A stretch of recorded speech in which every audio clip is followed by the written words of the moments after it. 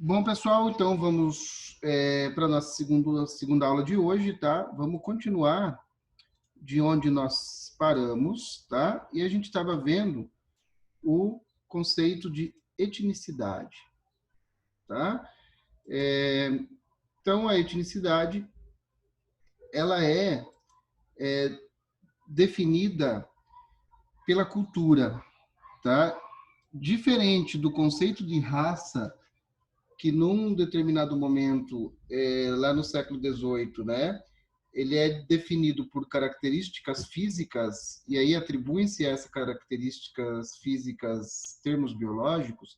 A etnicidade, ela ela é definida por uma questão de uma série de atributos culturais, tá? E aí a gente viu, né, como por exemplo, linguagem, a história ou ancestralidade, religião, modo de vestir ou adornos que um certo grupo, um determinado grupo social compartilha. Tá? A imagem do Tales, de Mileto, né, que era grego mesmo, tendo nascido e vivido a maior parte da sua vida numa região que era fora lá da Grécia, né, das ilhas gregas e da Grécia continental, mas ele era grego porque ele tinha essa cultura compartilhada, né, dos gregos ali quando eles expandem. Aí falamos também que a, a etnicidade, né, ela não é uma coisa estática, tá? Imutável, ela é fluida e se adapta às circunstâncias nas quais ela se vê inserida. Tá? Um exemplo é o sincretismo religioso que acontece no Brasil. Aí nós temos, gente, uma reflexão aqui do Giddens no livro. Se vocês forem ler ali o livro, muitas vezes vocês vão notar que ele está falando de uma coisa e aí não dá continuidade, tá? Se vocês forem pegar esse meu livro ali para ler, que eu sugiro, tá? Porque ele está bem mais fácil de entender do que o outro. O outro da edição que está cobrando, ele também tem em PDF, só que está muito distorcido e, ao menos a minha vista de 38 anos, ela dói. Então, eu prefiro esse. E aí, gente, em determinados momentos, no livro, tá? O livro Sociologia é um livro gigantesco, assim, ó, mais ou menos dessa grossura.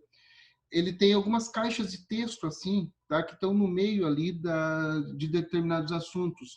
E aí, quando a pessoa foi escanear, né? Obviamente, essas caixas de texto, ela faz uma quebra de continuidade é, do assunto, né? Da escrita ali.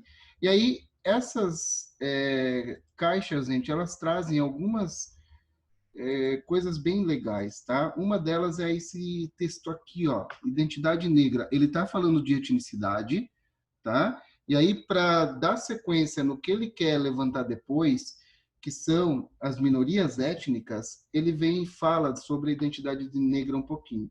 E é legal, gente, porque ele diz que durante muito tempo o termo negro foi um rótulo pejorativo atribuído pelos brancos aos não brancos, tá? Então, o negro era o quê? Era uma forma de rotular, não era necessariamente associada à cor da pele, tá? Era associado aos não brancos. E aí ele fala que no século XX ali, né, século XIX, século XX, na Inglaterra, o termo negro era utilizado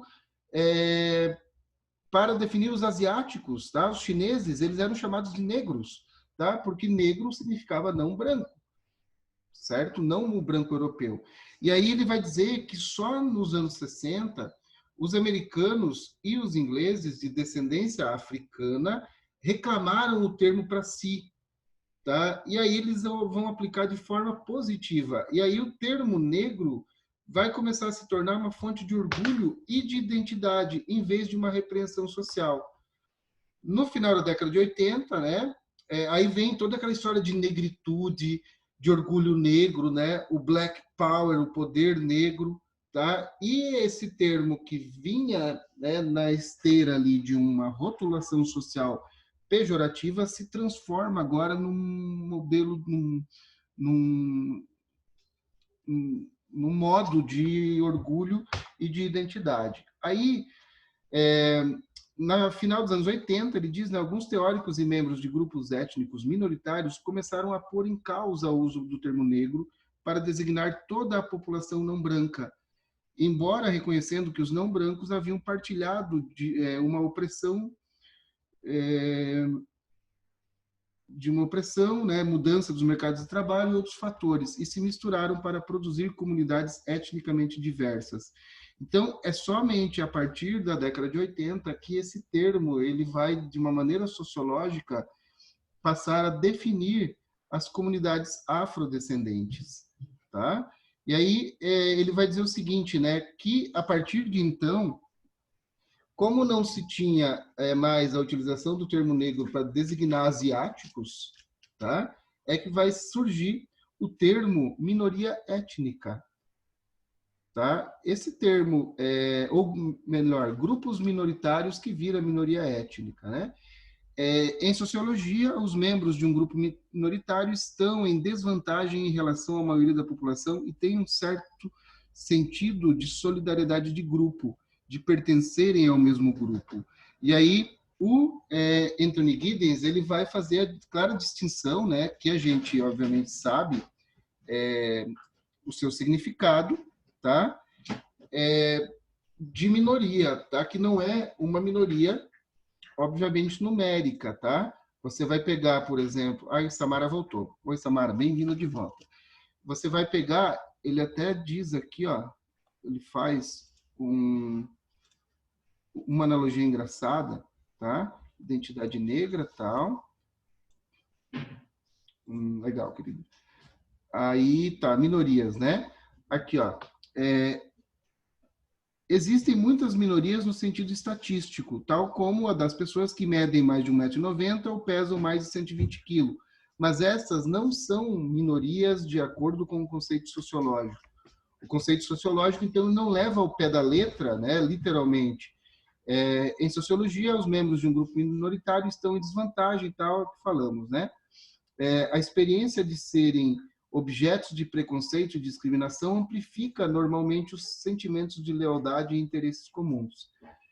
Desta forma, os sociólogos usam frequentemente o termo minoria de uma forma não literal, para se referirem à posição subordinada dos grupos na sociedade e não à sua representação numérica. Existem muitos casos em que a minoria, de fato, é a maioria, como no caso do exemplo da África do Sul, tá?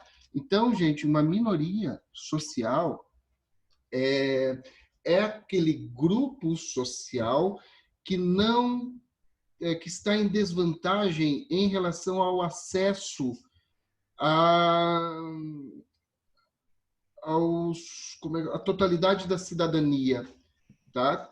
Por exemplo, nós somos um país onde numericamente existem mais mulheres do que homens, só que as mulheres são minorias na sociedade brasileira. Por quê?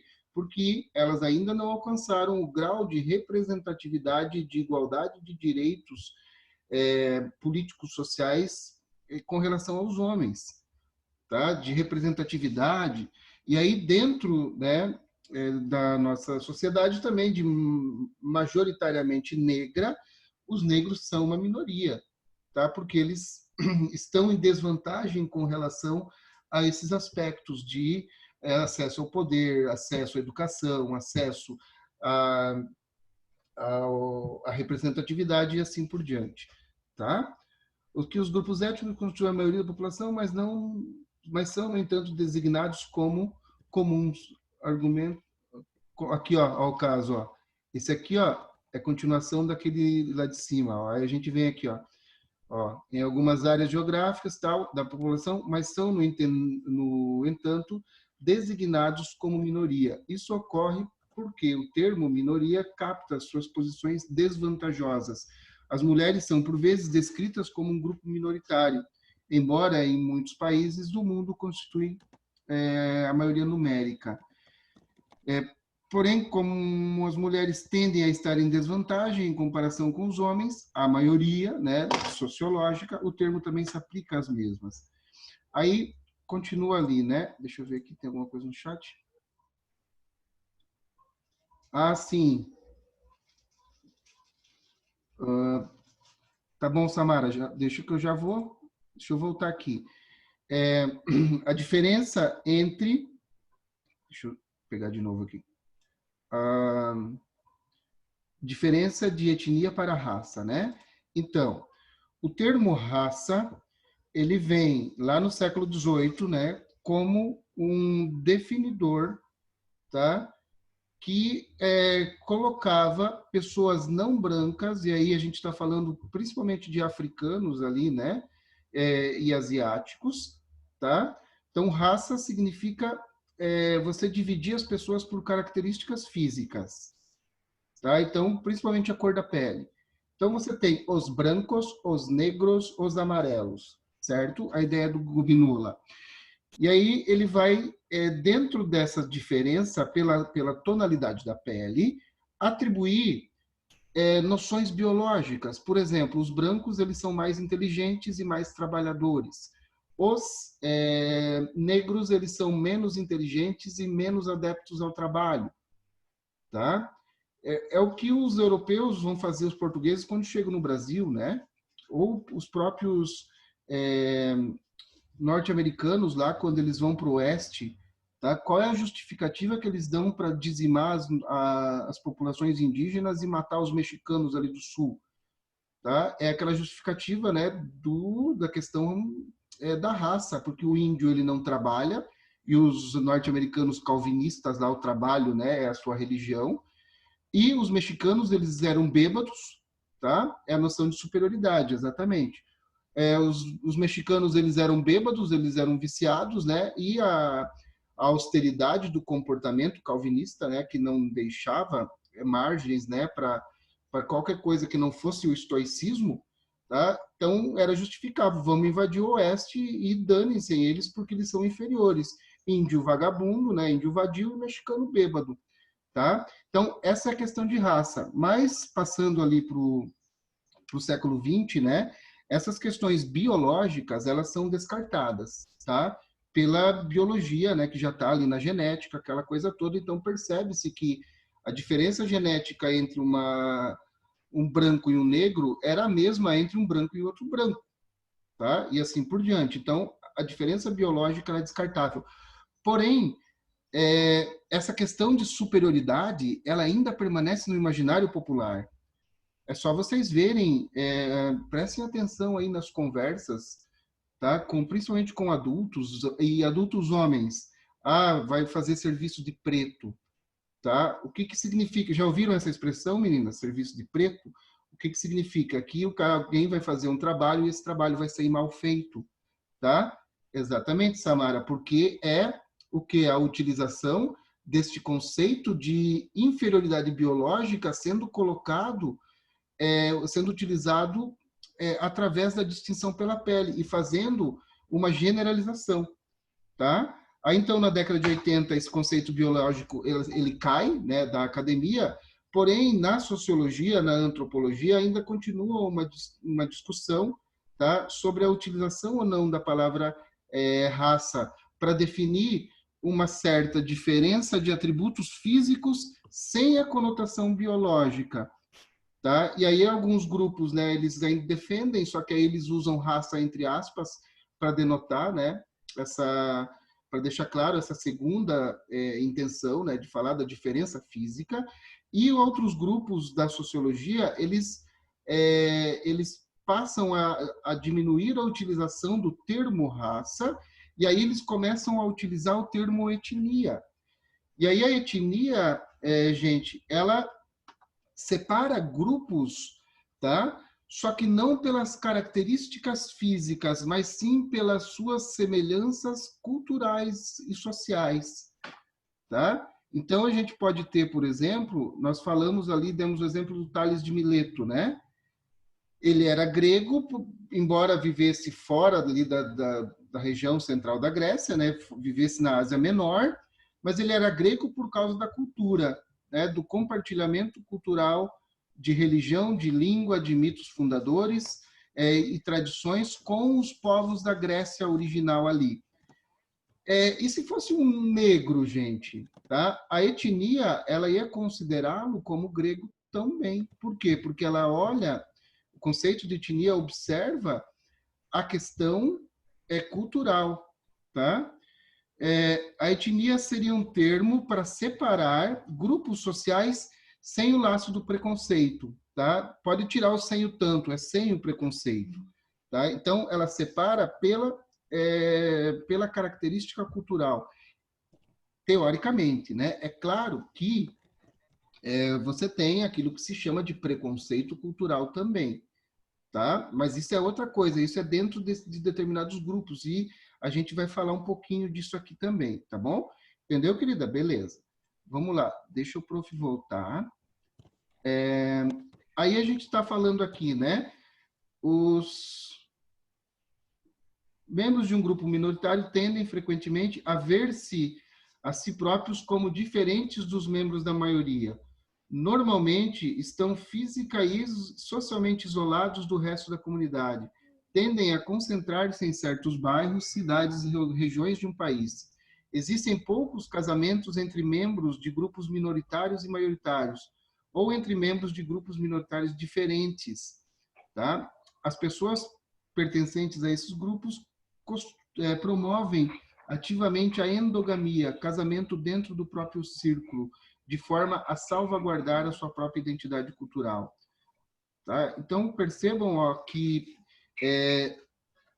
dentro dos grupos minoritários, gente, e aí esses grupos minoritários, né, são grupos étnicos minoritários, você tem diferenças e rivalidades entre eles.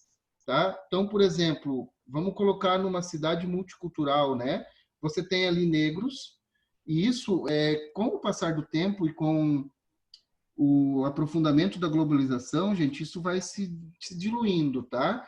Mas se você, todo mundo, acho que assistiu já a série do Todo Mundo Odeia o Chris, né? Aquela série fica claro que aqueles bairros ali são bairros negros. Tanto que ele estuda numa escola branca e ele tem que pegar ônibus, ele tem que ficar um monte de tempo no ônibus, né? Que ele acorda 4 e pouca da manhã e tal, para chegar no colégio, porque é outro bairro. Então, eles estão espacialmente diferenciados, tá? Só que na mesma Nova York daquela época existia o bairro chinês. E negros e chineses são minorias, só que eles estão isolados dentro do próprio grupo. Tá? Vai acontecer casamento, para acontecer um casamento entre um negro e um chinês, é muito difícil, tá? Por quê? Porque os laços culturais ali os mantém, de certa maneira, nesse conjunto de solidariedades. E aí o Guides ele vai aprofundando, né? Dentro desses próprios bairros, do próprio bairro negro ali, se você for procurar as origens culturais, tá?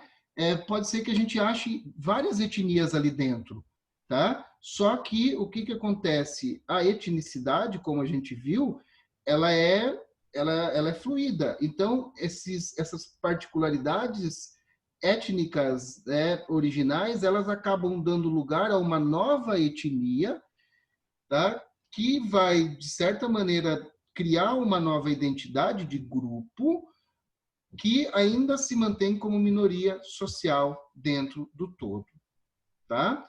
É o que eu falei, tá? Para vocês, tipo, por exemplo, né? Santa Catarina, você tem uma série de etnias aqui dentro, né? De grupos, tá?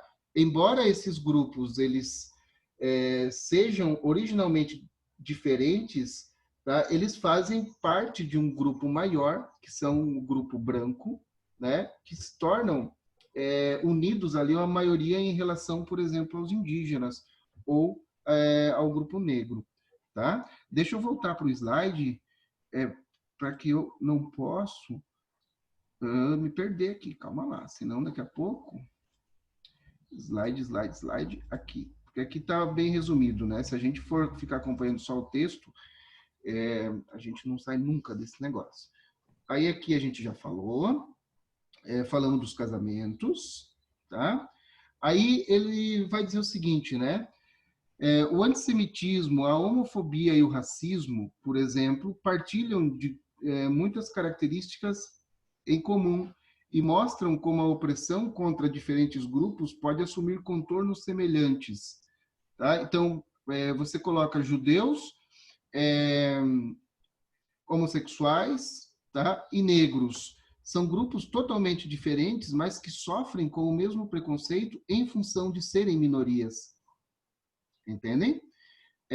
Todavia, ao mesmo tempo, falar coletivamente em minorias pode levar a generalizações acerca da opressão e da discriminação que não refletem com exatidão as experiências de cada grupo. Tá? Foi aquilo que eu falei, né? E aí ele dá o exemplo dos Estados Unidos. Deixa eu ver aqui. Nos Estados Unidos você tem inglês, norte-americanos, né? Que são de origem italiana, que são de origem irlandesa, que são de origem asiática e norte-americanos que são de origem africana, tá? Eles constituem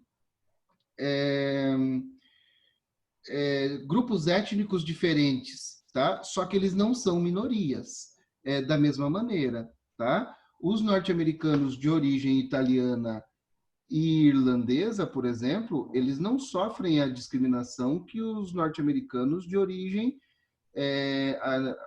afrodescendente, né? Ou de origem asiática sofrem, tá? E aí, entre os asiáticos e os de descendência africana, os negros, né? Nós também temos diferenças. Então, assim, ó, por isso que ele diz, se a gente for pegar e esquadrinhar um determinado grupo social, você vai encontrar ali dentro inúmeras células de etnias, tá? Só que nem todas são minorias, tá? Existem as etnias majoritárias também. Na prática, a designação de um grupo ou de um conjunto de tradições como étnico ocorre de certa forma seletivamente. Diferenças físicas, como a cor da pele, constituem geralmente fatores centrais na definição de uma minoria étnica. Distinções étnicas raramente são neutras, pelo contrário, estão normalmente associadas à desigualdade de riqueza e de poder, bem como a de antagonismos entre grupos. Tá?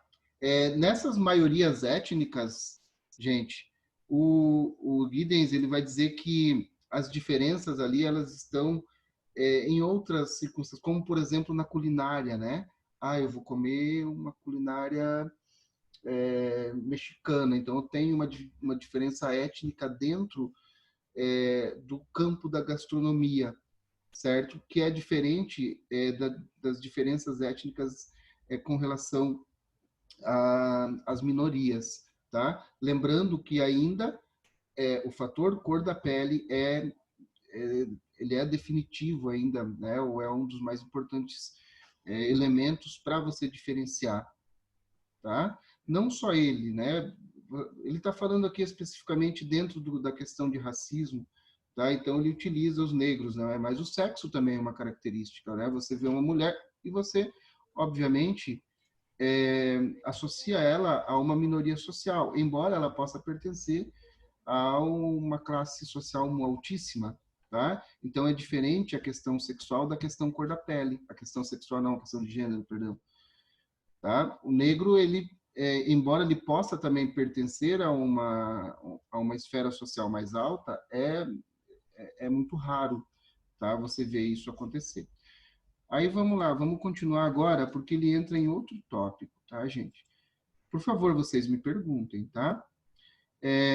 Aí ele dá o exemplo, né, de que judeus, ciganos, ao longo da história do Ocidente, tá, eles vão sofrer muito com essa discriminação, tá? Porque a eles serão atribuídas inúmeras coisas, né? Os judeus, por exemplo, lá no século XIV, são responsabilizados pela peste negra, e é onde a gente vai ter uma conversão em massa de judeus para o cristianismo, que vão formar os cristãos novos ali, tá? Eles vão começar a ser perseguidos, e é nesse momento que, na Península Ibérica, eles se convertem, né? Eles trocam de nome e vão dar origem aí a muitos dos nossos sobrenomes, tá?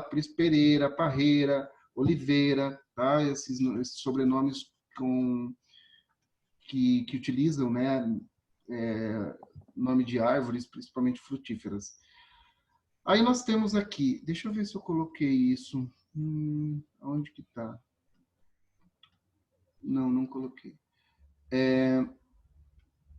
Aqui ele vai conceituar, gente, esses três termos, tá? São três conceitos.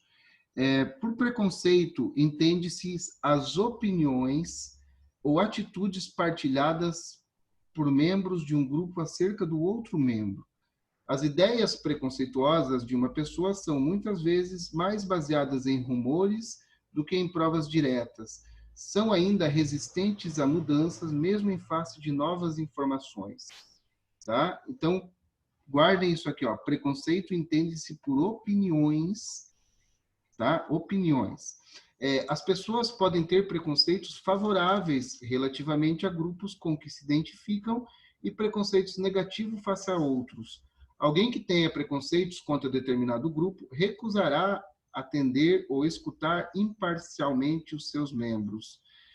Deixa eu ler, depois eu volto a explicar, tá? Não, vou voltar aqui, ó.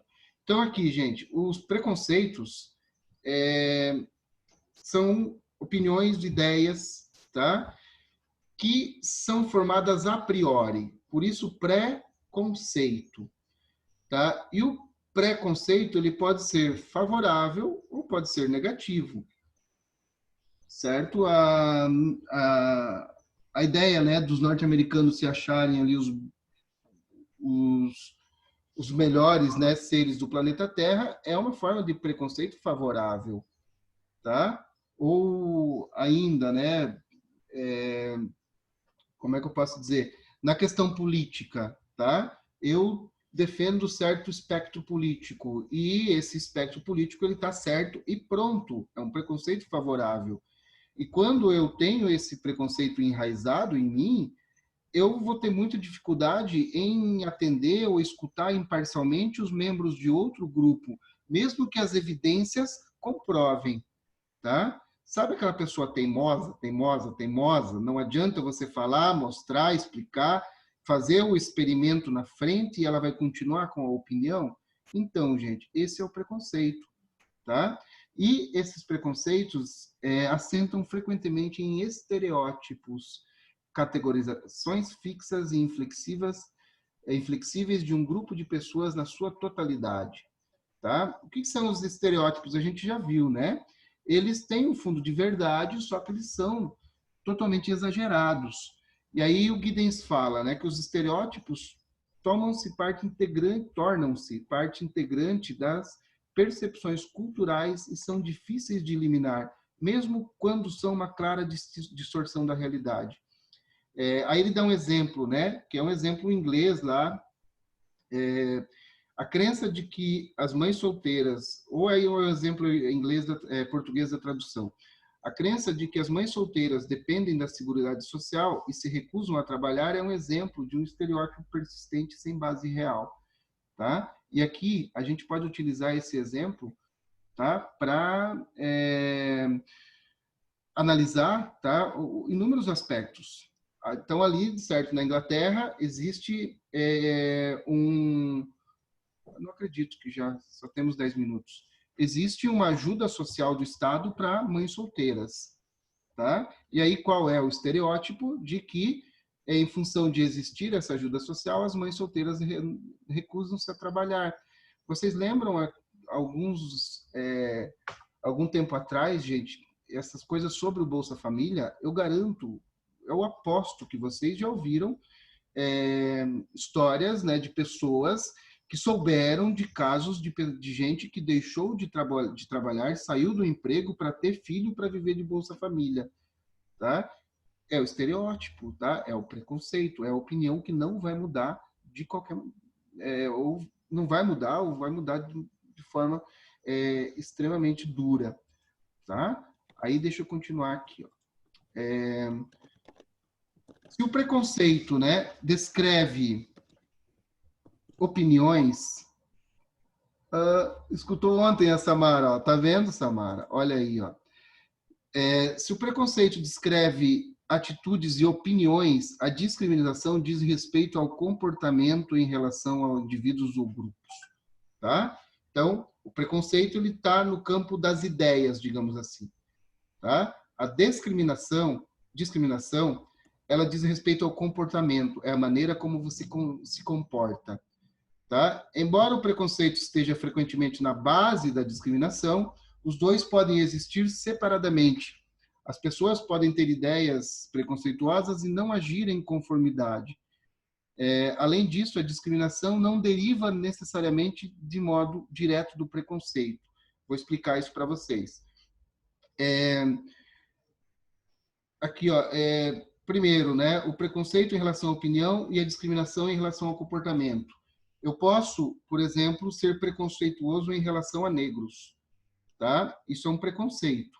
Só que aí eu tenho uma loja, né? E eu estou contratando e chega um negro com um belo currículo e eu não o contrato em função da minha opinião preconceituosa sobre ele, eu estou discriminando, tá? É o comportamento.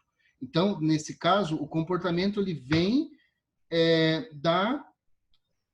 do preconceito. A discriminação, ela surge do preconceito. Só que pode acontecer outra situação da discriminação não surgir do preconceito. Aí o Giddens dá um exemplo, né? Que imagina uma pessoa que não tem nenhum preconceito com relação a negros, tá? Com relação a, ele não é preconceituoso com relação a essa distinção, mas ele evita ir em bairros majoritariamente negros, tá? Porque a desvalorização imobiliária daquele bairro o torna perigoso, tá? Então, isso aqui, gente, é o quê? É uma discriminação, talvez de classe, né? Uma discriminação nesse sentido que não tem a ver com o preconceito, tá? Ele associa, por exemplo, a pobreza à violência, tá? Não necessariamente à tonalidade da cor da pele. E aí você tem, então, uma discriminação que surge isolada da questão do preconceito. Tá? Ele não visita bairro negro, não por eles serem negros, mas por eles serem pobres. Tá? Mais ou menos nesse sentido. Aí, o racismo, né? O conceito de raça é fundamental para a existência de racismo. Um preconceito baseado em distinções físicas com significado social. Eu adorei essa definição, gente, olha. Um racista é alguém que acredita que alguns indivíduos são inferiores ou superiores a outros com o resultado dessas diferenças racializadas. Geralmente pensa-se no racismo como um comportamento ou atitude própria de certos indivíduos ou grupos. Mas o racismo consiste em algo ainda mais do que as ideias de um pequeno número de fanáticos. Pelo contrário, o racismo está imiscuído, ele está dentro, né? Eu tenho que mudar essa palavra aqui, da própria estrutura e funcionamento da sociedade. Aí ele segue, né? A ideia de racismo institucional sugere que o racismo atravessa todas as estruturas sociais de uma forma sistemática. De acordo com essa perspectiva, instituições como polícia, serviço de saúde, sistema educativo promovem políticas que favorecem certos grupos e discriminam outros. A ideia de racismo institucional foi desenvolvida nos Estados Unidos no final dos anos 60 por ativistas dos direitos civis. Nos anos seguintes, né, a existência do racismo institucional tornou-se bastante aceita e foi abertamente reconhecida em muitos locais. Aí tem um caso aqui, ó, do Stephen Lawrence, tá? Que eu vou, não vai dar tempo de contar para vocês, mas que a gente está percebendo situações nesse sentido, tá? Esse caso ali é um caso de 1998, se eu não me engano, que ficou muito marcado porque foi a primeira vez que o racismo institucional foi reconhecido numa peça jurídica, tá? E aí o sistema jurídico inglês e norte-americano, ele é diferente do sistema jurídico brasileiro, porque ele se baseia na jurisprudência. Então, se um juiz reconheceu uma vez, tá? Os outros casos, né, os outros promotores ou advogados, eles podem se embasar nesse caso para justificar os seus casos, entenderam? É diferente do Brasil. No Brasil a gente não tem isso, a gente tem o crime de fato, então não se baseia na jurisprudência. Enfim, mas vamos lá. A gente está vendo hoje muito se falar em racismo institucional, né, gente? E aí tem a polícia sendo uma das grandes protagonistas desse momento histórico que a gente está vivendo dentro desse tema, tá? A nossa aula vai chegar ao fim, gente, é uma pena. Nós começaremos na semana que vem, de onde nós paramos, e aí a gente consegue concluir, tá? Eu vou deixar aqui um abraço para vocês, uma boa tarde, tá?